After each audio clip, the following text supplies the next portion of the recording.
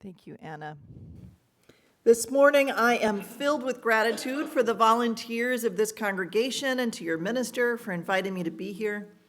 I'm also grateful for having been invited here almost 20 years ago when I was on congregational life staff the first time, and to have gotten to know your congregation a little better.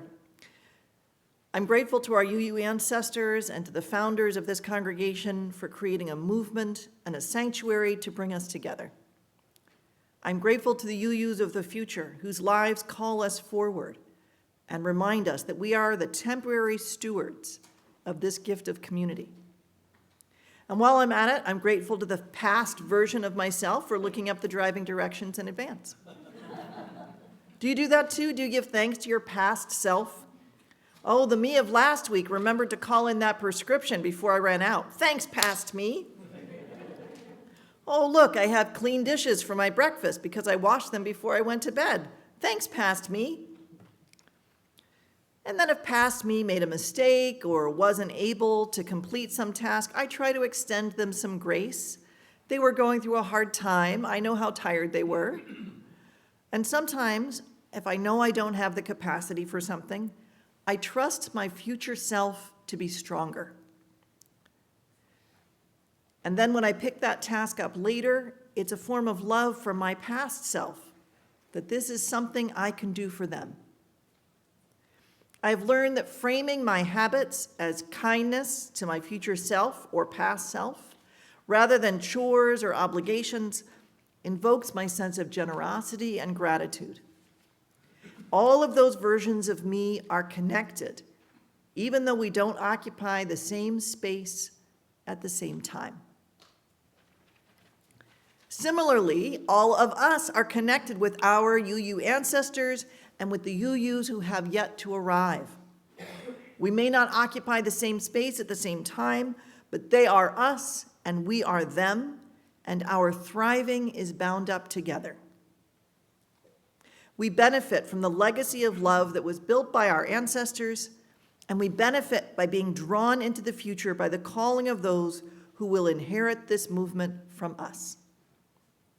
We send our love back through time by being good stewards of the gifts that are in our care, and we send our love forward by leaving a legacy that will power new ideas and new expressions of Unitarian Universalism.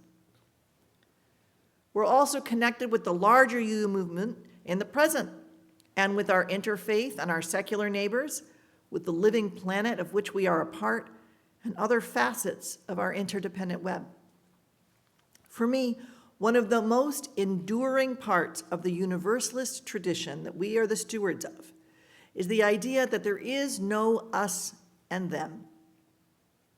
There aren't some groups of people whose well-being matters and other groups whose well-being doesn't matter, right? All of us are important. There aren't parts of the planet that can be sacrificed while the rest of the planet stays healthy. Our destiny is bound up together. Love embraces all of us. And it is our calling as Unitarian Universalists to be the hands and the feet and the voices of love.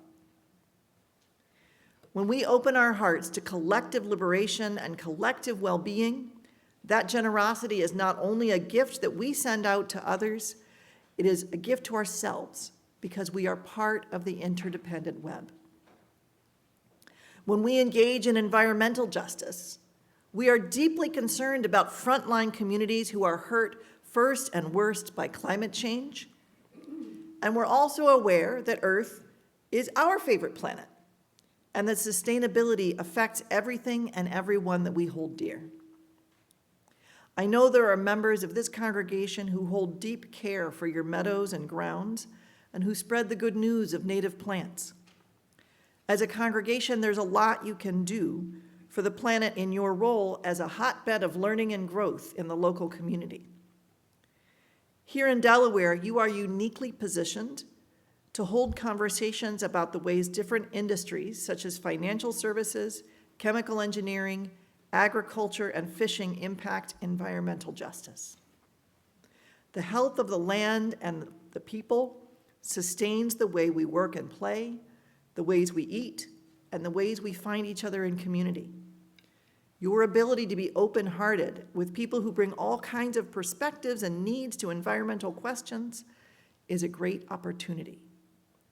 So you see what I'm saying? The generosity of heart to be able to hold that space and have those conversations is a gift and an opportunity.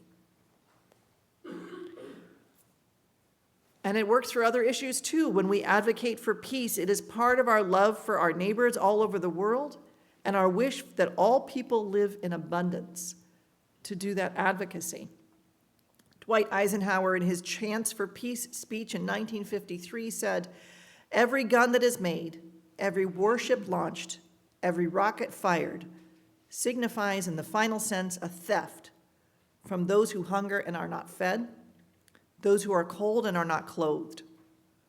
This world in arms is not spending money alone.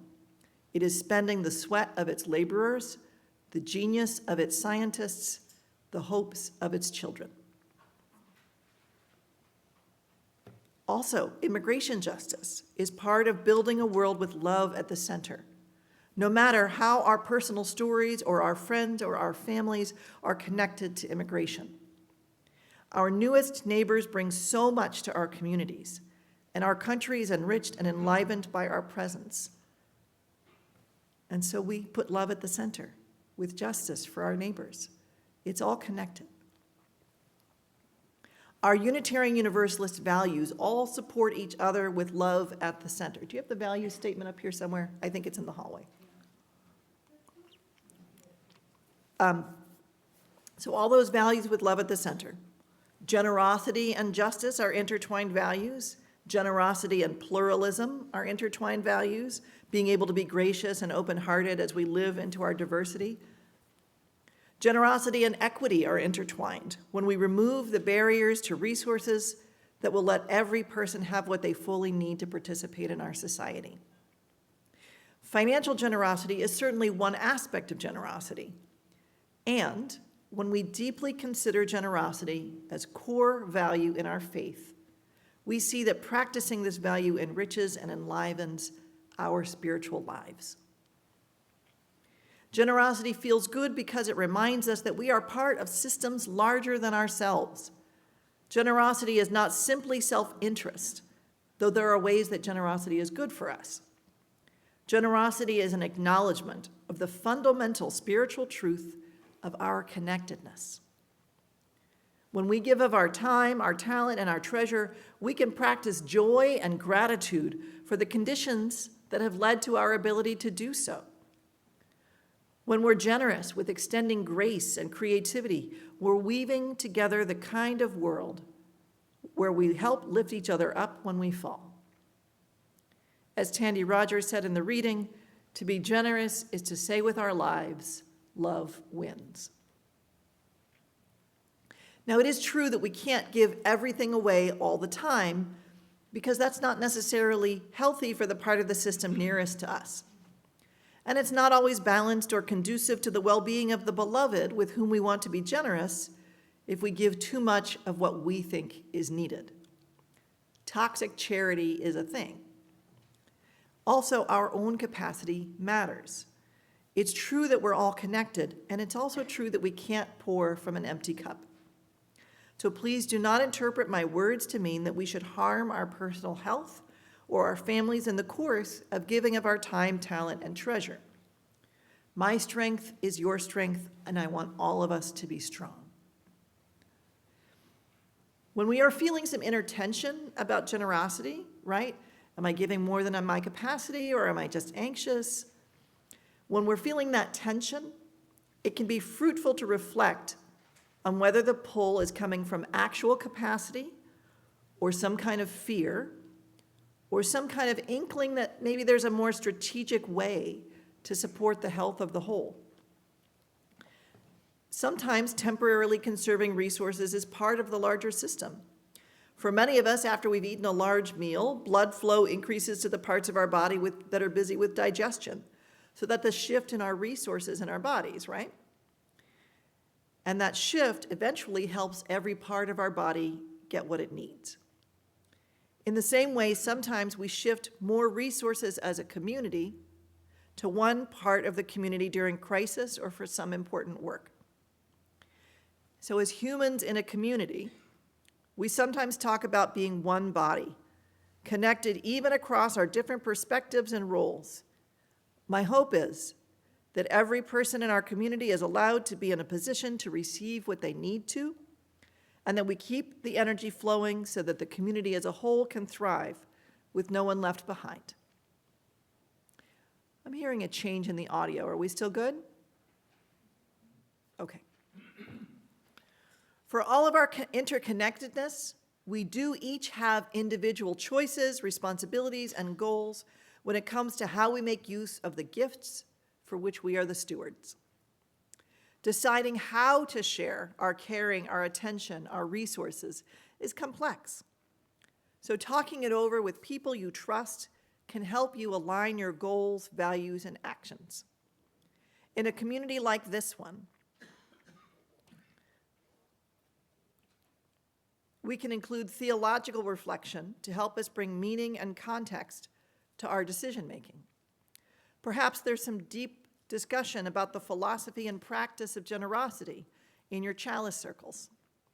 Perhaps you've already had a study group for a book like Braiding Sweetgrass by Robin Wall Kimmerer or Social Change Now by Deepa Iyer to discuss generosity as a concept that is both personal and spiritual. Some of our strategic resource choices are about the timeline of resources. We're grateful to our Unitarian and Universalist and Unitarian Universalist ancestors of 200 years ago, of 40 years ago, and of 5 years ago. And we send love forward to future generations of Unitarian Universalists who will carry the living tradition forward in 5, 40, and 200 years from now and beyond. Generosity for the annual pledge campaign is a gift for your future selves of next year and a few years beyond that. And a generosity to the endowment campaign is a gift for the generations. Let us celebrate the opportunity to practice gratitude and to envision a future. In the present, we can be grateful for our interdependence as a Unitarian Universalist movement. This congregation is part of a body of about 1,000 congregations that make up the Unitarian Universalist Association of Congregations. We often leave out those last few words, but the Unitarian Universalist Association is an association of congregations. Generosity comes into play here too. Working with other congregations almost always involves some compromise, some giving of our time and talent, and some deep listening with open hearts. It's a worthwhile practice. Your congregation's generosity with the Unitarian Universalist Association's annual program fund is also a practice of care for the network of interdependent congregations in our association. Certainly, your contributions to the APF are of direct benefit to you. By pooling our resources as an association, we're able to do things like create new adult faith development curricula, support the ministerial search process, and harness our collective power for social justice.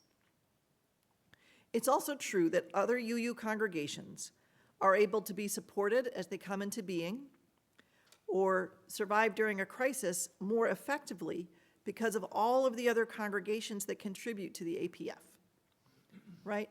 So there's a congress somewhere out there right now. There are a group of people who are trying to become a congregation. And because you support the APF, they have the resources to help them on their journey. Your generosity doesn't just go to some people out there. The annual program fund is an expression of congregations supporting each other.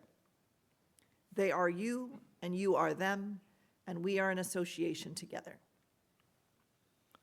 I began the sermon with gratitude, and I would like to end it with gratitude. Thank you for all that you do to practice and promote Unitarian Universalist values in Newcastle County. Thank you for being a good neighbor as a UU congregation and as an honor congregation in the annual program fund. Thank you for caring for one another in the present, for being good stewards of the gifts you have inherited, and for your vision of the future as a welcoming, joyful congregation that places love at the center. May your future be one of abundance. So be it. Blessed be. Amen.